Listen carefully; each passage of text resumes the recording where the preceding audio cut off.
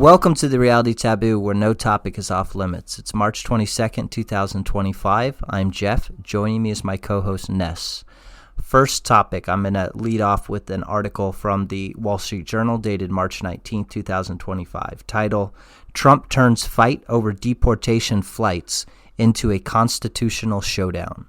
So from the article, the Trump administration is framing a legal fight over flights deporting alleged gang members as a constitutional showdown, pitting the vast power of the executive branch against a judiciary determined to thwart it. The clash with U.S. District Judge James Boasberg in Washington, D.C., which could be headed to the Supreme Court, has emerged as an early top test case for the president's sweeping assertions of executive authority. The Trump administration has faced more than 100 lawsuits since it took office this year, and a string of injunctions and orders have paused or halted some of its priorities. This week, President Trump and his administration have singled out Boasberg as the face of its attacks on what it describes as activist, Democratic-appointed judges who are seeking to derail Trump's agenda and undermine his authority on critical issues such as immigration and national security. And Trump on Tuesday called for Boasberg's impeachment, and that triggered a rebuke from the Supreme Court Chief Justice John Roberts. So the lawsuit began with a lawsuit filed by the ACLU, American Civil Liberties Union, and a group called Democracy Forward.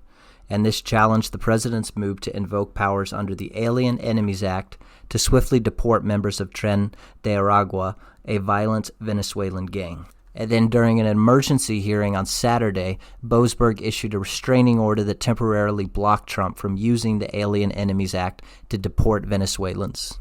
And so setting aside the legal ramifications of this, or the legal justifications on either side, I think the Trump administration is pushing this case as sort of a symbol, trying to make this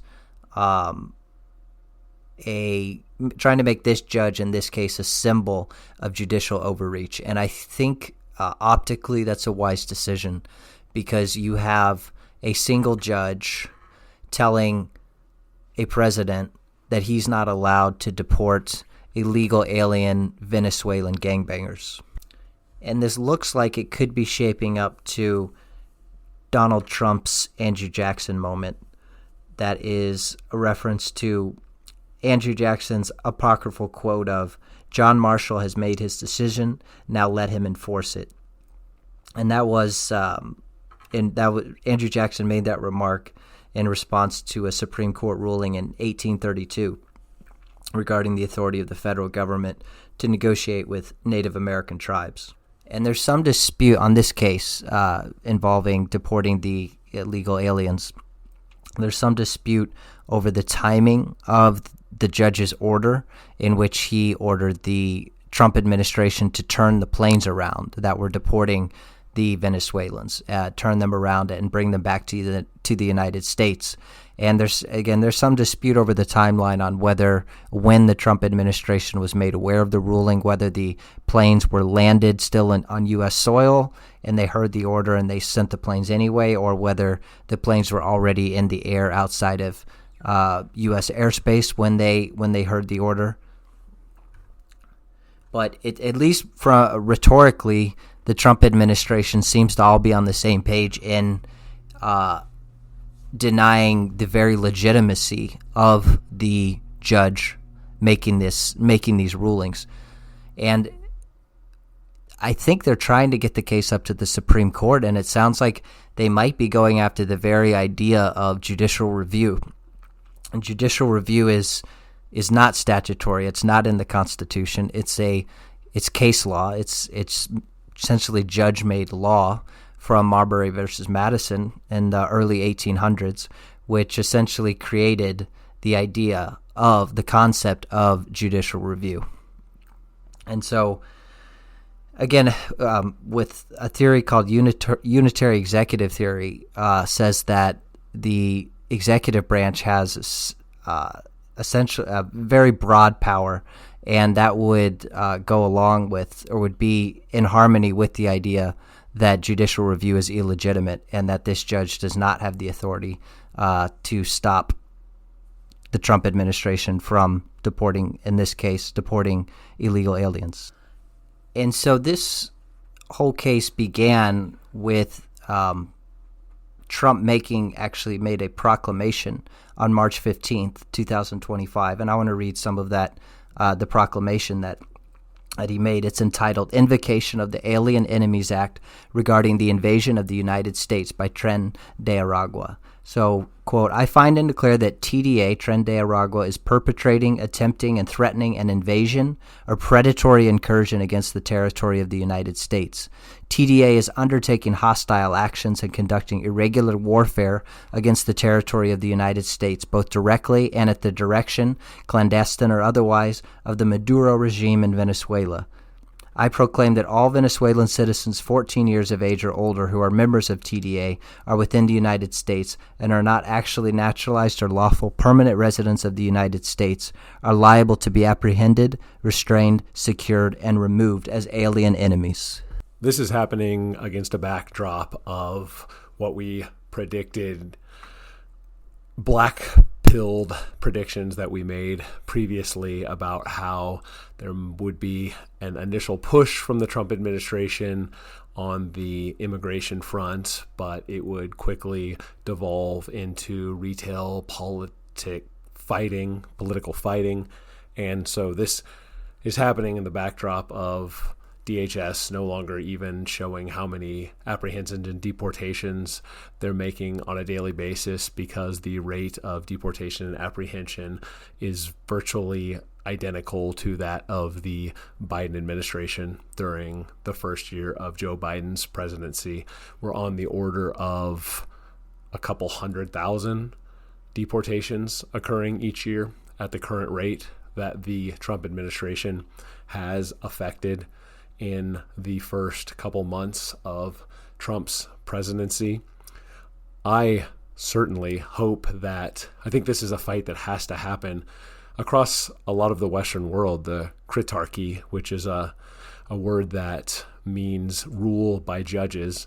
A similar dynamic happened in Brazil, and Bolsonaro is often referred to as the Brazilian Donald Trump, and the critarchy via the Brazilian Supreme Court effectively outlawed his future political career by making it increasingly difficult for supporters of Bolsonaro to be able to exist on social media platforms and to run for local offices. And we have a similar dynamic at work here in the United States, as Jeff was detailing, and something comparable is occurring in Europe via the European Union and restrictions that the European Union puts on member states with regards to what can be said and what can be done, that invalidates the executive power of those individual countries.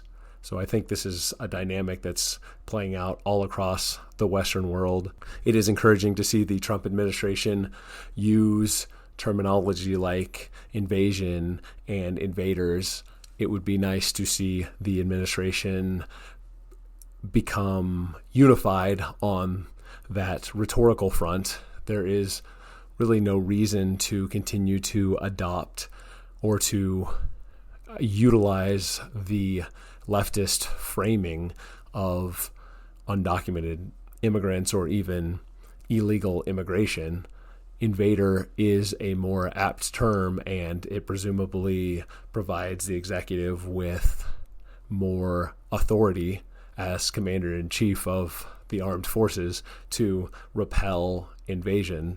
As someone from the outside looking in with nothing approaching any legal expertise, it seems unavoidably obvious to me that if the Trump administration tries to battle this in the courts, it is going to be a death by 1,000 cuts, or to mix metaphors, the executive is going to be gummed up.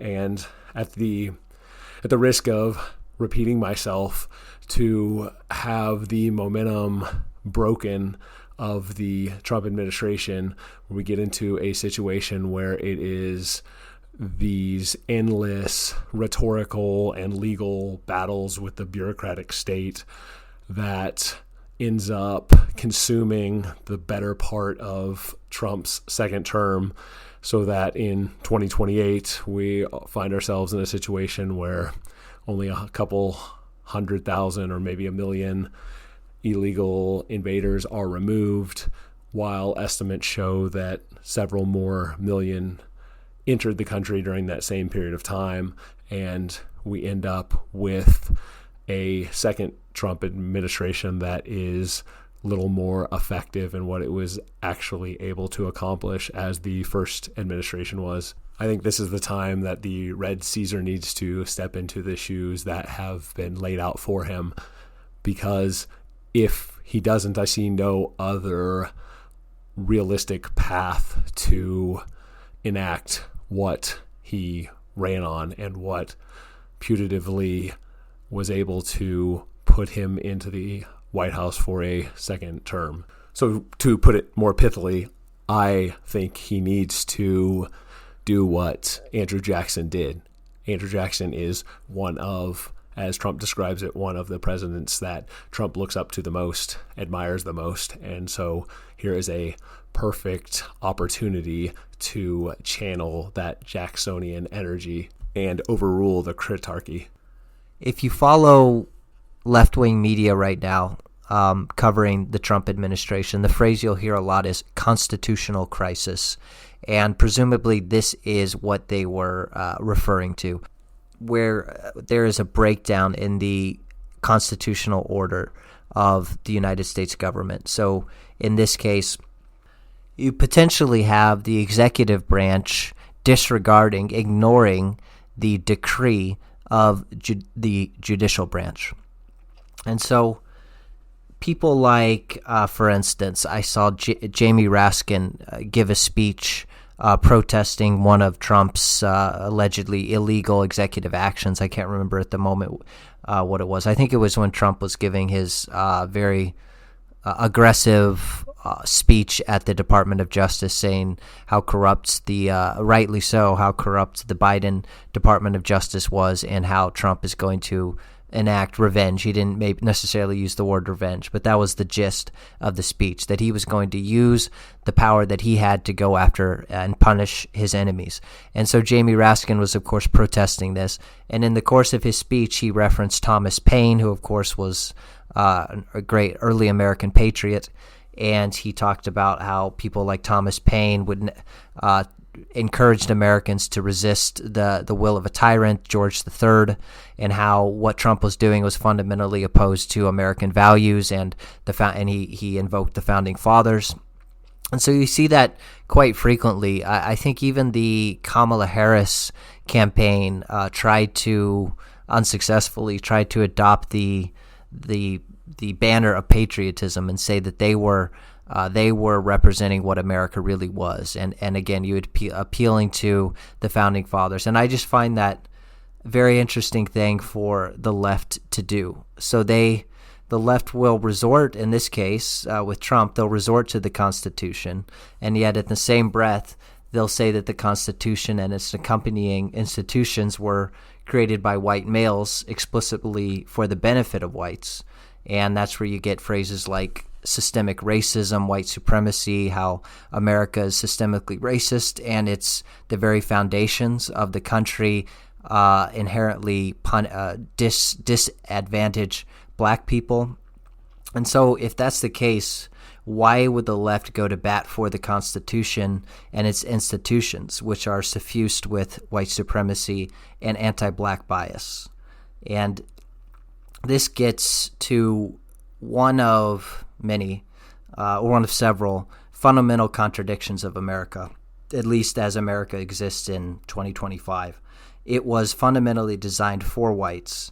And if you believe in human biodiversity, the idea that the various groups and races of human beings are biologically distinct, and those biological distinctions have real-world consequences, if that's the case, the United States was not intended to function for non-whites. So can this system, this ethos, this institution, which the leftists or cultural Marxists or the people who believe that the United States is fundamentally a racist, white supremacist country, those people actually agree in some sense with white nationalists, and they both agree that the United States was designed and built by whites for the exclusive benefit of whites. So when Jamie Raskin refers to the United States and rhetorically references the founding fathers and say how what Trump is doing would be appalling to the founding fathers. So when you hear that, I think it's appropriate to ask, well, what would the founding fathers want? What would they think of the country as it exists today, when the United States is going to soon be majority non-white? And again, if you take how can the system that in the eyes of many was created for the exclusive benefit of whites, how can that system survive in any recognizable form when the country becomes majority non-white? Can that system, is it like a piece of clothing that can be worn equally well by whites as by non-whites? And does it fit some races better than other races? I would quibble a little bit with the characterization of the left referring to a constitutional crisis and alluding to the legitimacy of the Constitution, and then in the same breath also talking about how it is founded in white supremacy. They do say both of those things, but not in the same breath. These things are rhetorical devices, particularly the appeal to constitutional authority. I think that is the more disingenuous approach that people like Raskin take. And it's fitting, too, to hear Jeff report that Jamie Raskin referenced Thomas Paine, who does not channel, maybe he channels Thomas Jefferson perhaps to some degree, although Thomas Jefferson would regret a lot of the things that he said early in the 1800s, the beginning of the 19th century. But Thomas Paine was unapologetically a supporter of the French Revolution and the brutal reign of terror that came out of that. Thomas Paine is a revolutionary spirit. He's not just an American revolutionary in the sense that the American Revolution would come to define what is today American conservatism. Thomas Paine is not that. Thomas Paine was not that. Thomas Paine was an equalist, a proto-Marxist, a proto-cultural Marxist for sure. So it is interesting that is who he chooses, as opposed to somebody who would be safer in the contemporary American cultural context like George Washington or even Thomas Jefferson. And I'll be obnoxious and quibble a little bit more with the characterization of the United States in the late 18th century as white nationalist. I think it is more accurately described as white supremacist, in that there are constitutional accommodations for non-whites. The first Naturalization Act naturalized whites of good character, but it did permit the settlement of non-whites. And it's easy to write that off as a distinction without a difference, but it is, and I think the story of the 21st century will be that it is a very important difference.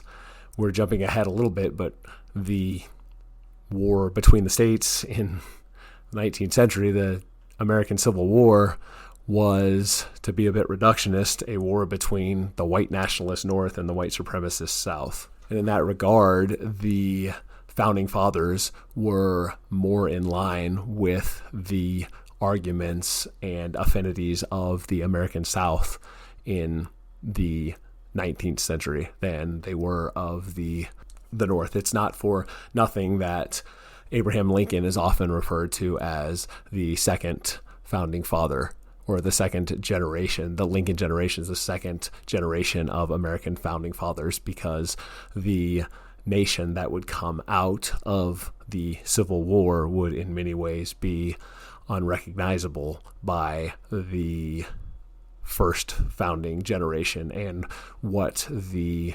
aspirations for the federation of states that were to come out of the American Revolution, and how that changed with the unified, centralizing force of the Northern victory in the war between the states. And I suppose, parenthetically, I should spell out, when I make references to the North as white nationalists and the South as white supremacists, how that could trigger a lot of people when they hear it at the first blush. But the concise reason for those two descriptions: white nationalism is the desire for a nation that is for and by and to the exclusion of people of European descent, of whites. Abraham Lincoln famously planned to send liberated African slaves, black slaves in America, back to Africa following the Civil War, whereas white supremacy of the South is a system where there is a codified, if not codified, then at least de facto racial hierarchy, where there can be multiple races, multiple ethnicities existing in an intertwined political structure, but the group or groups on the top have political and cultural and economic supremacy over other groups. I suspect these kinds of questions will become sharper and more pronounced as the country's white population continues to decline in terms of its share of the population.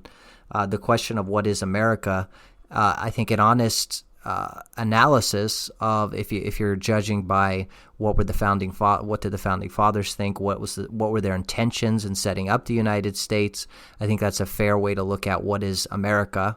The unavoidable answer is that America was designed by whites and for whites. And so can that nation survive in any recognizable form as the country becomes, as the white population share continues to decrease? And at the risk of over-racializing a situation and applying a racial lens in a provocative, unnecessary way, I can't help but see this as the attempt by a Nordic president to deport illegal Venezuelan mestizos and being thwarted by a single Jewish judge. That is, I believe, certainly how the left looks at the situation, and part of the reason why they are so upset about it, because if you're trying to accelerate the time when whites will be a minority in the United States, well, this could be a major roadblock, or at least it could slow down that point at which whites become a minority. The Kritarchy in the United States is disproportionately Jewish, but it is, as far as the potential threat it presents to the broader Western world, it is hardly exclusively so. Moraes, or whatever the guy's name is, the Supreme Court judge in Brazil, is Catholic. He is non-Jewish.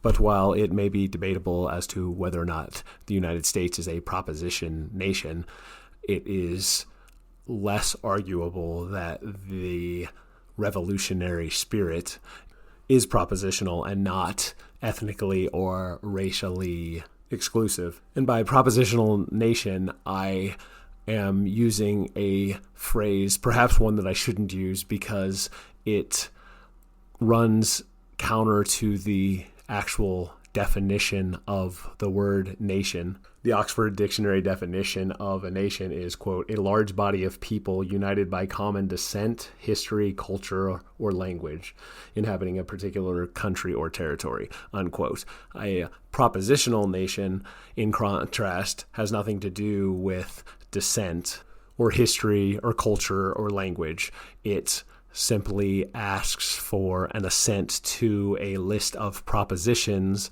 and if the aspiring members of the nation agree with those propositions, wherever they come from, whatever they believe, beyond those specific propositions, they are members of the nation. The appeal that Boasberg and those who support him and what the Kritarchy is attempting to do to gum up the gears for the Trump administration does tie in to questions of the founding of the country and what it means to be an American, what the purpose of the United States as a unified entity is, because being able to appeal to the idea of a multiracial, multi-ethnic country, in particular, the United States history with its own black population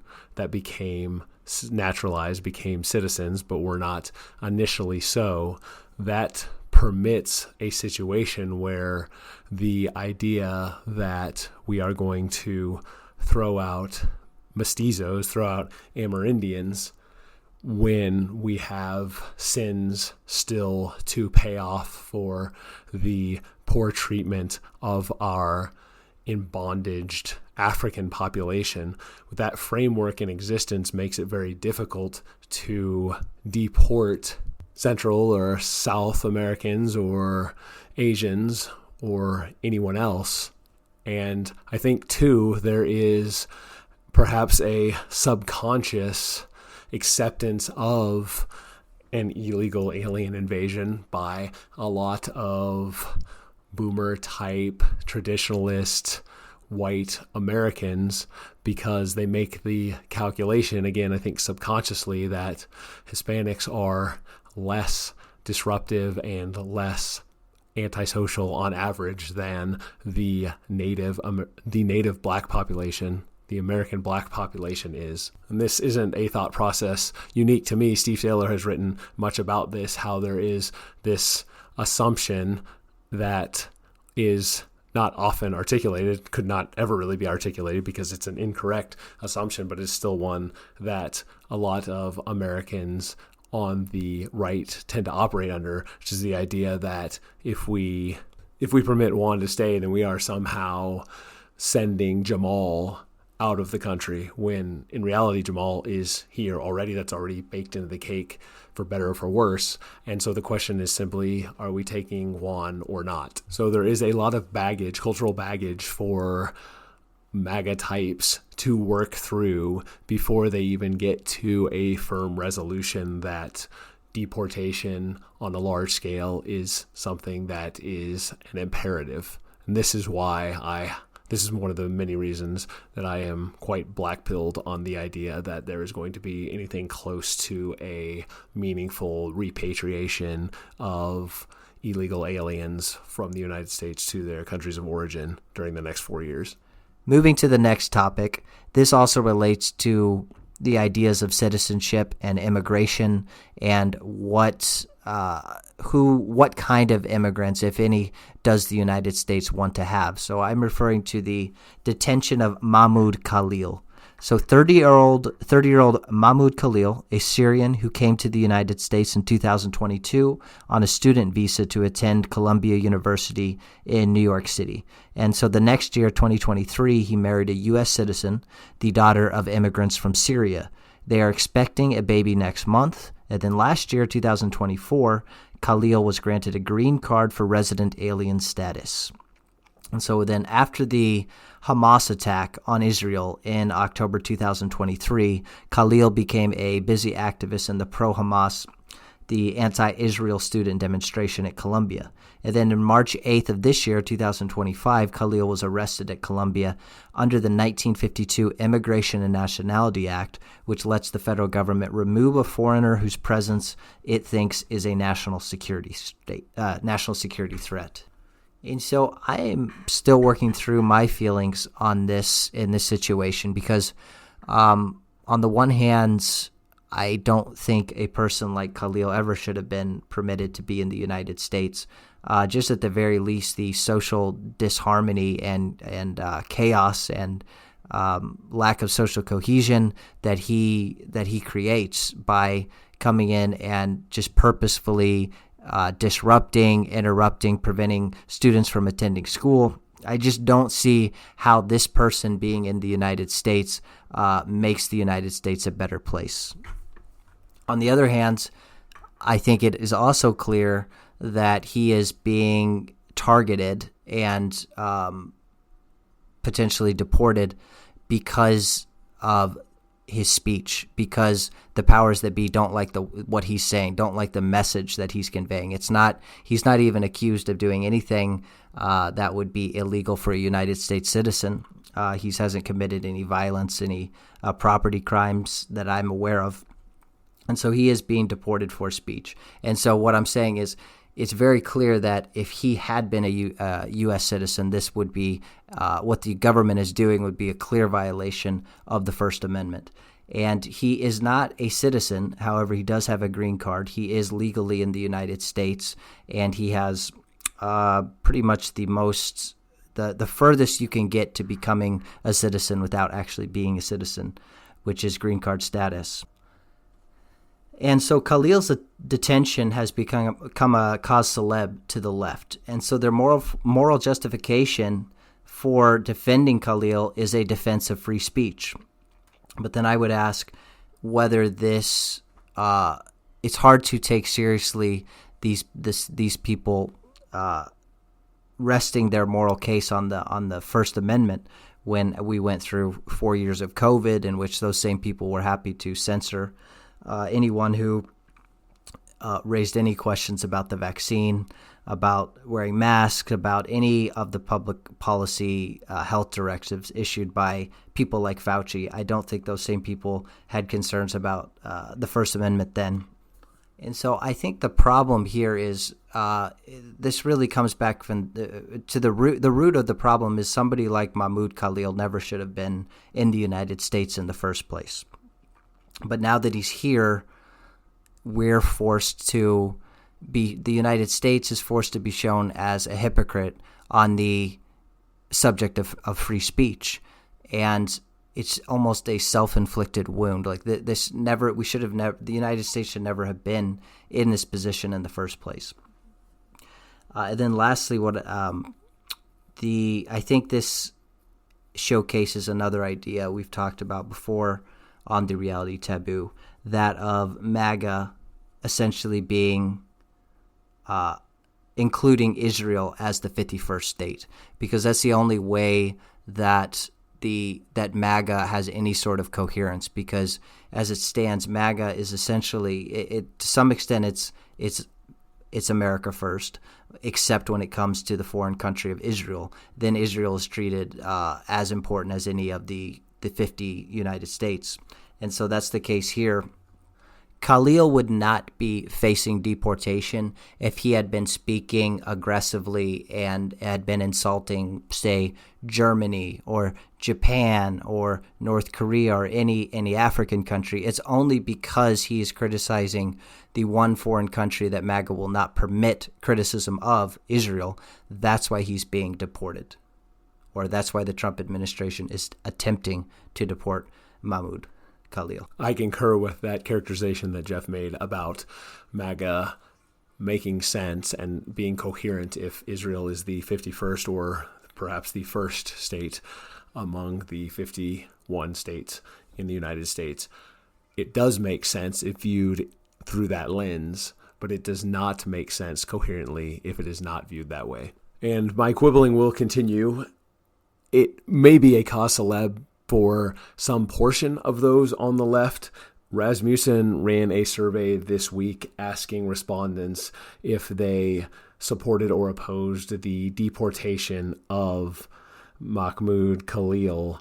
Among Democrats, 51% opposed the deportation. So among Democrats, it's split almost right down the middle. And I was reading, as Jeff was speaking there, I was reading through some mainstream corporate media news reports on the Khalil case, and they read remarkably objective. It's difficult to detect a bias one way or the other. And so I think we can, compared to the way that other news and cultural events are covered, suss out that this poll reflects the sentiment, the general sentiment of the left, in that it is split on this case. But while 51% of Democrats oppose the deportation, the Rasmussen survey is paywalled, and we were only able to find write-ups of it that talk about the percentages of Democrats who oppose Khalil's deportation. But I think we can safely assume that an overwhelming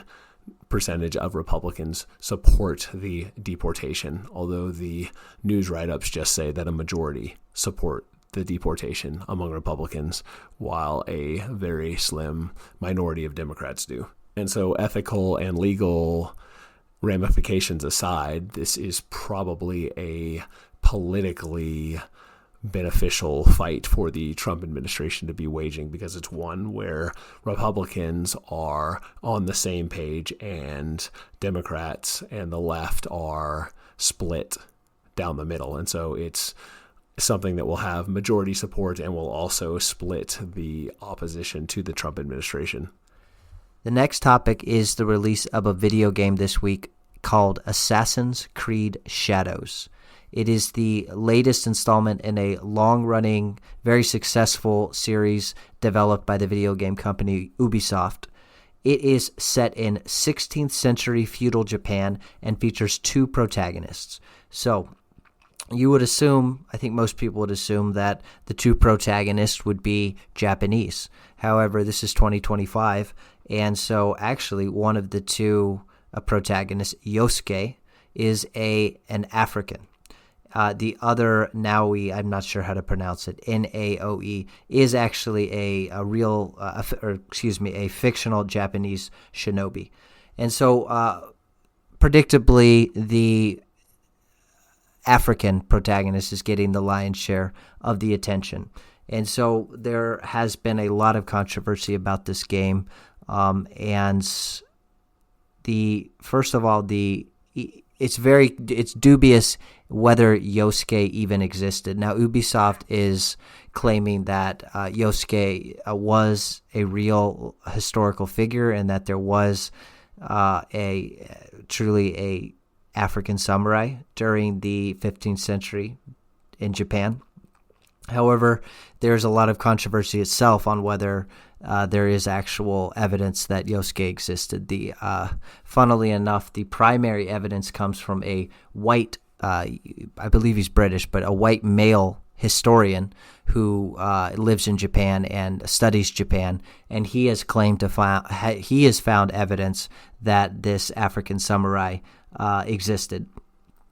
And so, but even if this samurai existed, this African samurai existed, the game is grossly exaggerating his significance and stretching the truth and obviously distorting the historical record in order to give greater prominence to an African character. And so if the idea of playing as a African samurai in a video game set in 16th century feudal Japan, if that weren't enough to generate controversy for the game, there's more.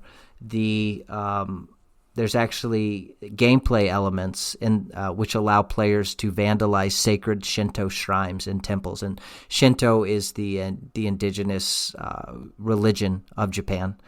And so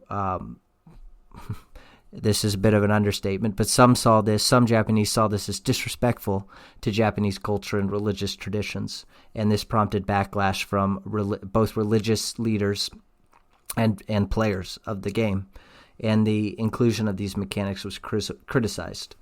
And so in response to this criticism, Ubisoft released a day one patch that removed the ability to destroy sacred objects in the game, citing a desire to respect Japanese traditions and address community concerns. And so for those who don't know, a patch is basically an update to the game that developers put out nowadays. So nowadays, the video game as released on day of release actually can change quite drastically as the developer releases patch and modifies and alters the game. And so it just the fact that Ubisoft didn't think this would be offensive, I'm not even sure what that says about their lack of respect for Japanese traditions and culture. But if, as Ubisoft claims, to treat the cultures that they depict in their video games with respect, if that were the case, presumably somebody on the development team would have realized that, hey, African samurai running around desecrating Shinto shrines, that might be offensive to Japanese people. The fact that apparently didn't come up or wasn't seen as an issue that needed to be addressed makes me question whether they actually had any genuine respect for the culture that they were depicting. And so the controversy over this game actually got attention from Japanese politicians, and even the Prime Minister of Japan, Shigeru Ishiba, publicly condemned the game. He described the game's content as an insult, and it's an insult to the nation of Japan, and stressed the importance of respecting cultural and religious values. And I have not played the game. It was just released, and I honestly don't have any desire to play it. But apparently there is another insulting aspect of the game. As Yosuke, an African samurai, you can romance Oichi, which was the sister of a feudal lord in Japan. So this woman is very well regarded in Japan. She's seen as a symbol of purity and conjugal loyalty, faithful to her husband, and so she's seen as a symbol of honorable women for Japan. And you can, as the player, you can have an affair with her. And so this game was developed by Ubisoft Montreal, so a French-Canadian developer, and they claim to be culturally sensitive, and they claim to value diversity, but they're actually doing the opposite of diversity. They are attempting to take a unique and rich culture of Japan and shoehorning in 2025 current year woke ideology. And so they're actually not respecting the culture. They are putting their own culture, cultural supremacy. They're putting that ahead of actual Japanese unique culture. In Japan, perhaps more than any other Asian country, has come under the influence of the West, of the reigning cultural Marxist framework. And so I was actually reminded of a man named Yukio Mishima. He born in 1925, died in 1970. He was a Japanese author, playwright, and nationalist intellectual, and he's regarded as one of Japan's greatest writers. And he often wrote about existential themes and the decline of traditional Japanese values. And so he was, as you can see from when he was alive, he was deeply concerned with the erosion of Japan's traditional culture due to the Western influence after World War II. He believed that Japan had sacrificed its spiritual and cultural identity for materialism and democracy imposed by foreign powers. And so Yukio Mishima idealized the samurai code of Bushido, and he viewed the emperor as the spiritual heart of Japan. And then on November 25th, 1970, Mishima and 4 others seized control of a military office in Tokyo. He gave a speech to the assembled soldiers, urging them to rise up and restore the emperor's power. And when this plea failed, Mishima committed seppuku, which is ritual suicide by disembowelment, as a final act symbolizing his devotion to traditional Japanese ideals. And so I think if Mishima were alive today, he would be criticizing Assassin's Creed Shadows as well. He idealized the Bushido Code and the sanctity of Japan's cultural symbols, particularly the emperor and the samurai ethos. And so to him, these weren't just historical relics, but they were living embodiments of Japan's spirit. And so, in contrast, Assassin's Creed Shadows lets players engage in actions such as vandalizing sacred temples And I also think Mishima would have seen the fact that you can play as an African samurai. He would have seen that as another example of Japan bending its cultural narrative to suit foreign tastes. And this would be just another in a long string of westernization that people like Yukio Mishima fought and gave their lives to try to defend. Unfortunately, it's looking increasingly like unsuccessfully. And while this might seem in isolation, it's a video game, it might seem kind of trivial, but I think when you add hundreds, thousands of these kinds of isolated incidents, it really does serve to lay the groundwork for undermining the unique Japanese culture and laying the groundwork for what I believe many forces want, which is mass immigration into Japan and a mixing of the Japanese ethnicity with other races, and then furthermore the further global homogenization of Japan. Games like this, I think, help lay the groundwork piece by piece to that eventual outcome. While I don't share Jeff's weeb sensibilities, I do share an antagonism towards Ubisoft and what it's doing. This is nothing new. The Assassin's Creed franchise from its inception has been anti-Western and anti-Christian in particular. The main antagonistic organization in the series are the Templar Knights. And Jeff had talked about how in this newest iteration, you can be a black samurai who desecrates Japanese Shinto temples. Well, the Templars came into existence for the express purpose of protecting pilgrims and the shrines that they worshipped in as they journeyed to the Middle East following the First Crusade that was blessed, not just blessed, but called by the Pope. And there's an extra added wrinkle. I didn't realize that Ubisoft was a Montreal company, and Montreal is, of course, French-Canadian, and the vast majority of Crusaders, especially in the First, Second, and Third Crusades, were French by ancestry. And so this hatred of tradition and sacred culture that it is expanding out to Japan has something to say about the propositional nation questions that we were asking earlier. It's taken for granted, especially among the ruling cultural heights, the institutions of cultural shaping power in the West, that there is nothing sacred in the Western history to be preserved and to not be desecrated, to not be mocked, to not be made into a joke. And so we have 15 years of that happening with a core part of European history in this franchise. And now it is expanding out to Japan because the cultural battles of Gloma Homo have largely been won in Europe and in America. One of the few redoubts in the developed world is Japan. And so it makes sense that that would be the next target to be attacked. But this is not something that is new.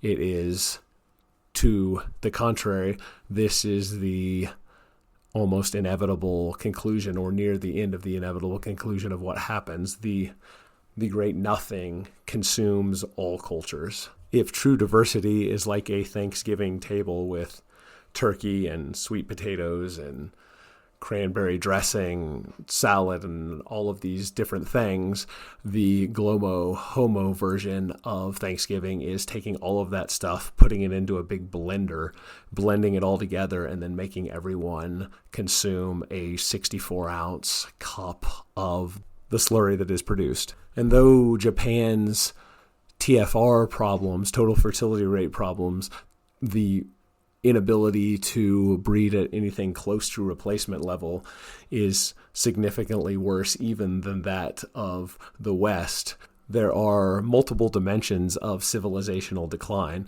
and that prominent political figures, that the most powerful political figure in Japan is publicly condemning this and pushing back on it, shows that there is at least still some cultural fight left in the Japanese, even if they aren't going to reproduce the culture on their own, biologically, they are at least going to put up some resistance to having it snuffed out by the great nothing, the great nihilistic nothing. Ness, you accuse me of being a weeb, and I have to plead guilty as charged. Thanks for listening to The Reality Taboo. Talk with you next time.